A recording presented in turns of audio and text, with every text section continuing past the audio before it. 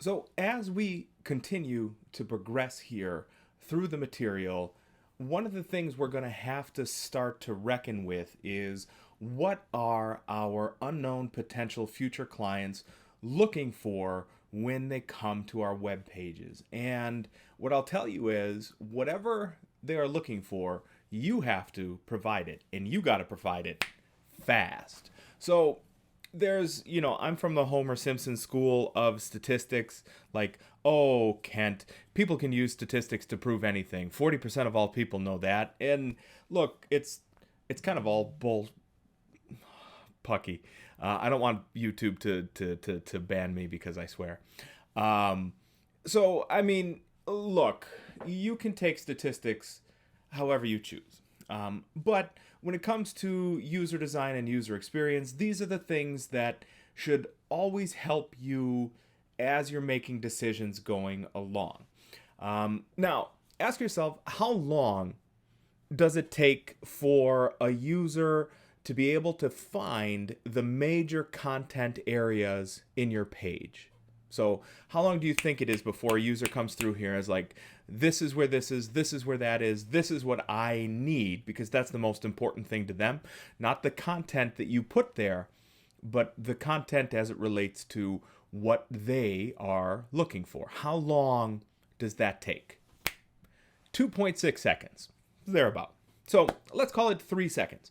So that means you have 3 seconds max to make a positive impression by giving the user the content that they are looking for. So we have spent the first 5 chapters here being able to do that, right? We are putting content with context around it, right? We are using H1, H2, H3. We are using paragraphs. We are using indentation. We are using font faces. We are using good choices in colors to help the user with context so that they can locate the content. But even more primitive than that is how long it takes a user to make a decision about your page. So this has nothing to do with locating the content. This has more to do with that instant, snap decisions that users are making based on the overall kind of the gestalt, the everything that makes your page go into one, collective product. So how long does that take? It's 50 milliseconds, 0.05 seconds, blink of an eye. Let me double check here. Yeah, that's the math is correct. It's 0.05 seconds. That's not a lot of time.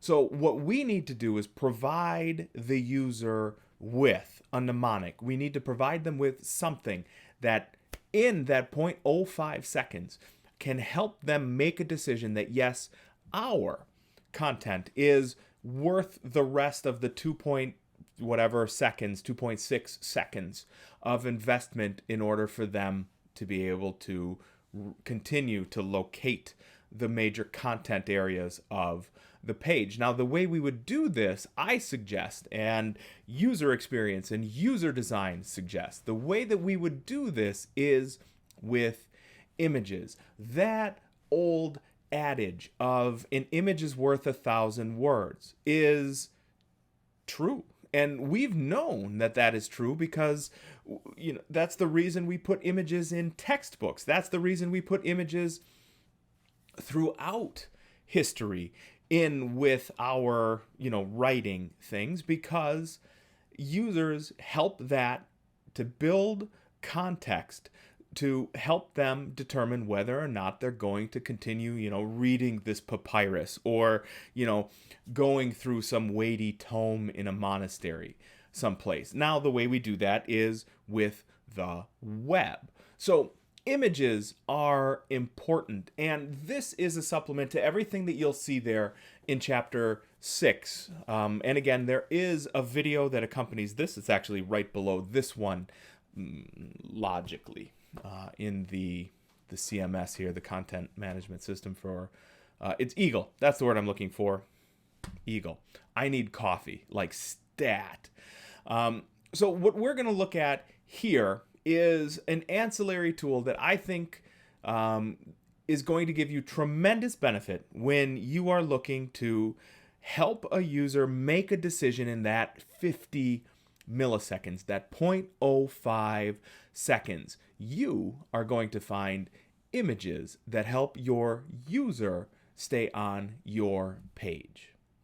So these are my current 3 most favorite places for you to get high resolution, high impact, professionally well done images that are either royalty free, which means you do not have to pay for them so long as you attribute, which is give like a nod to the the individuals that took the image or created the image. Or some of these are totally free. So that means royalty and attribution free. Just slap it in there and away you go. Unsplash, Unsplash, is becoming an industry darling for offering fantastic freely usable images. So oftentimes what I will do is search for coffee when I do videos like these or other videos to make the thumbnails for them. So I'll just come through here. Let's find an image I've used before. I've used all of these before. Thank you, Unsplash, for making my coffee-themed pedagogy fantastic. Here we go. We'll just pick one. So if I scroll down, it says download free. And if I click on the little down button here, I can even get, look at how big this is, 4,300 by 6,500. This image is massive. And I don't have to pay for this. I don't have to attribute it. I don't have to do anything. Now, clearly, they would prefer that we, attribute this to @Nate Duimo or Dumlo. That's not an I. I am way too blind to see from this far away. Nate Dumlo would like us to attribute this to him. That's something you could do with the alternative in your image. So Unsplash, fantastic. Pixneo, fantastic. So these are, again, you can use these any place, and they are free, high quality. And you'll notice, I'll put coffee in here again. We're going to see some of the same images. So these up here at iStock, these are actually paid for. If you scroll down a little bit, you'll see Pixneo free images. These are the free ones. So this is a great source for high quality images that you can use in whatever your multimedia is. So if it's your web pages, if it's your PowerPoint presentations, if you are creating posters, so traditional multimedia, etc. These are fantastic. The very last one, Pixabay, same deal. If we were just to click on an image, we could clearly search for an image up here, but I got lazy. And here it is, free for commercial use, no attribution required. There's the Pixabay license. What I will do is include the 3 links here along with this video.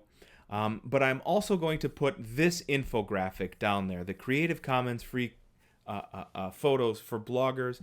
What I'll tell you is being able to attribute these photos properly is not just the right thing to do, it is in your best interest.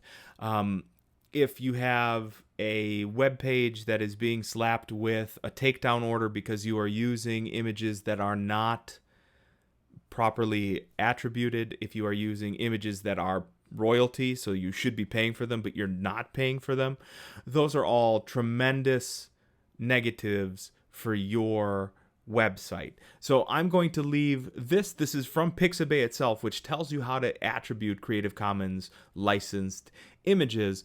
This is something that's good to bookmark for you. I actually have this as a bookmark so that I can attribute these images correctly. But remember, these high quality royalty free images are going to help you score those milliseconds worth of decision time that it takes a user to decide, yes, I'm going to spend the next 3 seconds looking for content here. High quality images are the thing that the user, the unknown potential future client, sees first. So high quality images increase the likelihood that your user is going to stay and actually visit your site.